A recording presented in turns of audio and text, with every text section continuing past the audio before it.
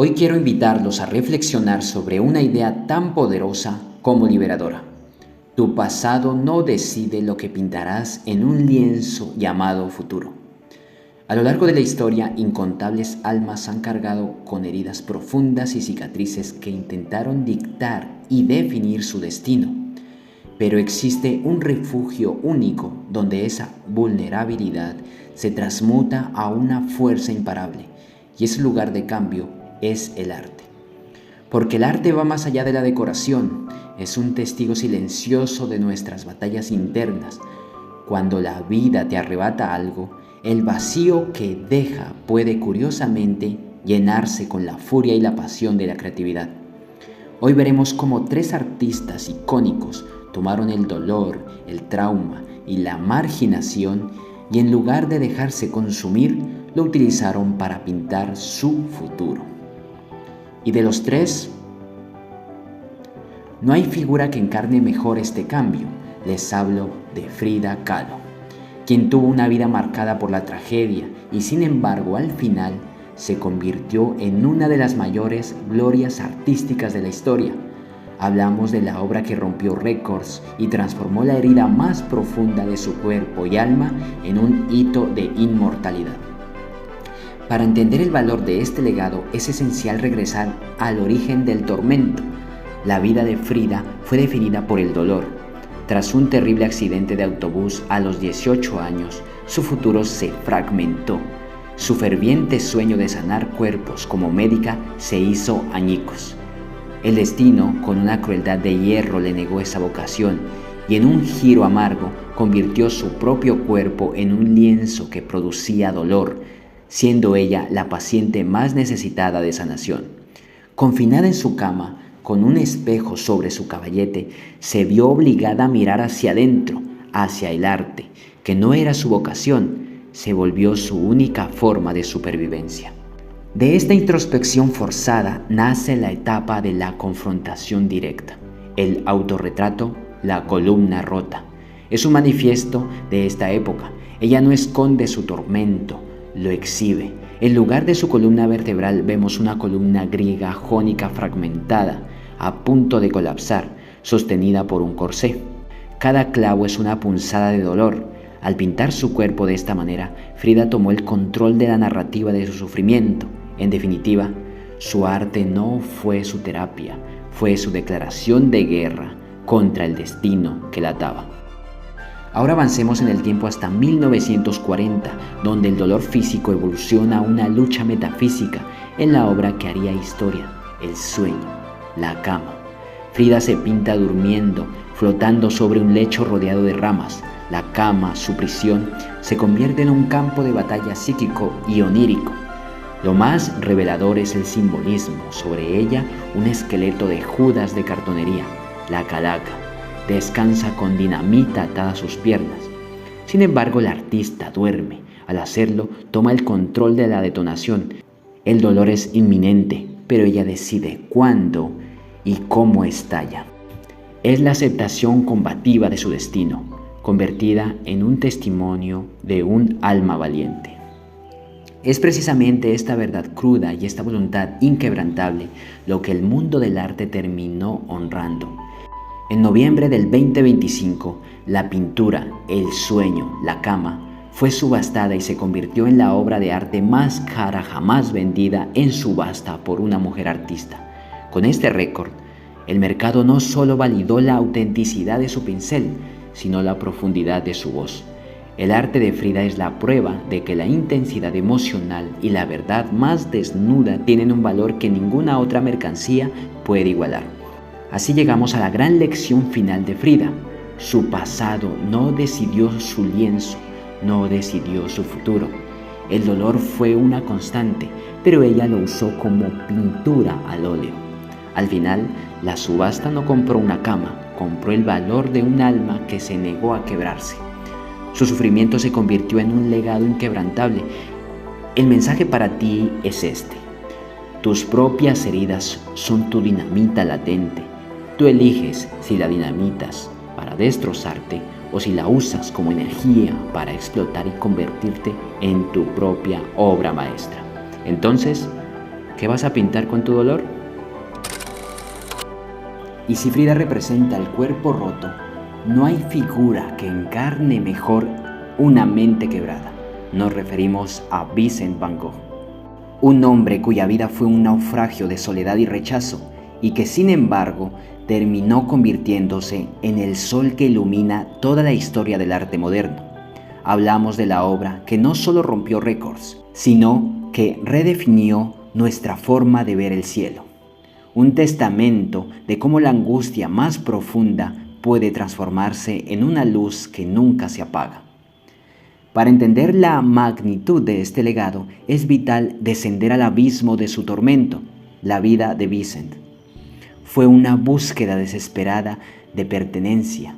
Tras ser rechazado como predicador y fracasar en sus intentos de encontrar amor, su futuro se hundió en la precariedad. El destino, con una frialdad absoluta, le negó la paz mental y un giro trágico convirtió su propia conciencia en un laberinto de sombras, siendo él mismo el prisionero de su propia genialidad. Confinado no por paredes, sino por sus crisis nerviosas, se vio obligado a buscar en los colores el consuelo que el mundo le negaba. Así, la pintura se volvió su única lengua y su último refugio de cordura. De esta lucha interna nace la etapa de la expresión pura, y es así como en 1889 se da un momento culminante donde su dolor emocional evoluciona a una visión cósmica en la obra que cambiaría el mundo, La noche estrellada. Vincent la pintó desde la ventana de su celda en el asilo de Saint-Riem. La noche, que para muchos es símbolo de miedo y final, se convierte bajo su pincel en un campo de energía vibrante. Lo más revelador es el simbolismo. Mientras el pueblo duerme en silencio abajo, el cielo estalla en remolinos de fuego azul y astros que parecen soles. Vincent no pintó el cielo que veía, sino el cielo que sentía. Una fuerza inmensa y turbulenta que conecta lo terrenal con lo infinito. Es la aceptación luminosa de su caos interno, convertida en un testimonio de una sensibilidad sin límites. Es precisamente esa vibración honesta y ese espíritu indomable lo que el tiempo terminó elevando al altar de la inmortalidad. Hoy, La noche estrellada no es solo una de las obras más valiosas y custodiadas del planeta, es un récord de la humanidad. Así llegamos a la gran lección final de Vincent. Su pasado no decidió su futuro. El desprecio fue una constante, pero él la usó como luz en sus pinceles. Al final, el mundo no admira solo un paisaje nocturno, admira el valor de un hombre que en la oscuridad más absoluta se negó a apagar su brillo. Su sufrimiento se convirtió en un faro eterno. El mensaje para ti es este: tus propias sombras son tu energía latente. Tú eliges si dejas que la oscuridad te consuma o si la usas como combustible para pintar tu propio cielo estrellado. Entonces, ¿qué vas a crear con tu tormento?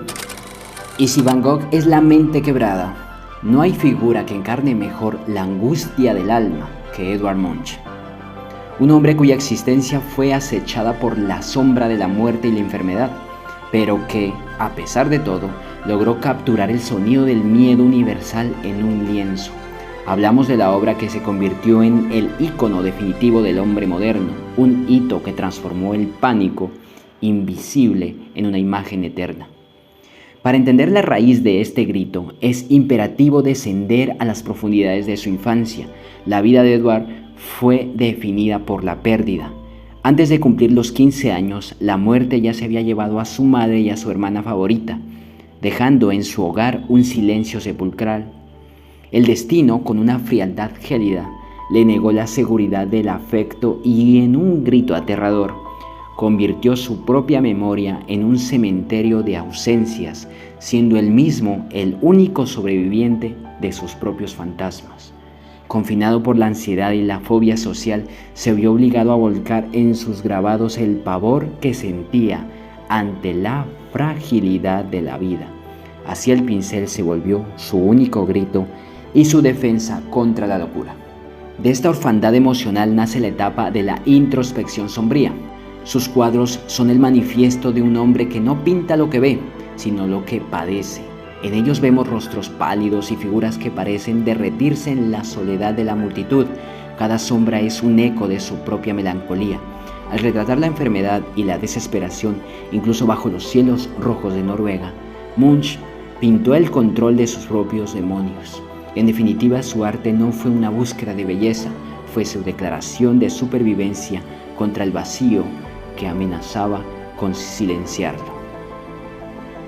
Ahora avancemos hacia aquel atardecer ensangrentado de 1893, donde su pánico personal evoluciona a una vibración universal en la obra que marcaría la historia, El Grito. Munch caminaba por un sendero cuando de pronto sintió que el cielo se volvía de un rojo irreal y un grito infinito atravesaba la naturaleza. Lo más revelador es el simbolismo. La figura central no es alguien gritando, sino alguien que se tapa los oídos ante un grito que viene de afuera, del mundo mismo. Vincent pintó el cielo que sentía, pero Munch pintó el pánico que nos conecta a todos. Una distorsión de la realidad donde el paisaje se curva bajo el peso del miedo. Es la aceptación cruda de la vulnerabilidad humana, convertida en un testimonio de un alma en carne viva. Es precisamente esa honestidad brutal y esa capacidad de dar forma al miedo lo que el mundo terminó consagrando como un tesoro invaluable. Hoy, El Grito ostenta el récord de ser una de las imágenes más reconocidas y costosas del planeta, habiendo alcanzado cifras que desafían la lógica en las casas de subastas más prestigiosas. Con este reconocimiento, el mundo no solo validó la potencia de su composición, sino la profundidad de nuestra propia angustia. El arte de Munch es la prueba de que el miedo, cuando se combate con valentía, tiene un valor que trasciende cualquier frontera o época. Así llegamos a la gran lección final de Edward. Su pasado no decidió su futuro. La muerte fue una constante, pero él la usó como el pigmento más fuerte de su paleta. Al final, la historia no compró una imagen de terror, compró el valor de un hombre que se atrevió a mirar al abismo y ponerle rostro. Su sufrimiento se convirtió en un grito de libertad. El mensaje para ti es este: tu propia angustia es tu dinamita latente. Tú eliges si dejas que el miedo te paralice o si lo usas como la energía necesaria para soltar tu propio grito creativo y despertar al mundo. Entonces, ¿qué vas a gritar con tu lienzo? Así, al recorrer los pasillos de estas tres vidas, comprendemos que el arte es mucho más que estética, es la prueba de nuestra propia resiliencia. Vimos en Frida cómo un cuerpo roto puede erigir un imperio de identidad y fuerza que hoy rompe récords mundiales. Observamos en Vincent van Gogh cómo una mente en tinieblas fue capaz de encender las estrellas más brillantes que el hombre haya pintado jamás. Y finalmente, en Edvard Munch, fuimos testigos de cómo la angustia más profunda puede convertirse en un grito de libertad que resuena por toda la eternidad. Tres artistas, tres tormentos distintos, pero una misma e innegable conclusión. Sus heridas no fueron el final de su historia, sino el nacimiento de su leyenda. Ellos entendieron que el dolor no es un destino, sino una materia prima. Esta es la razón por la que este viaje no podía tener otro nombre, porque después de ver cómo la tragedia se convirtió en gloria, cómo el trauma se transformó en un récord y cómo el pasado fue derrotado por la creatividad, solo nos queda una certeza absoluta. Su pasado no decide su futuro, cuando el arte deja atrás sus heridas. Tu historia ya te dio el contexto, pero solo tú tienes el pincel. Solo tú tienes el lienzo frente a ti. Y la pregunta que sigue es: ¿qué vas a pintar hoy con tu propia fuerza?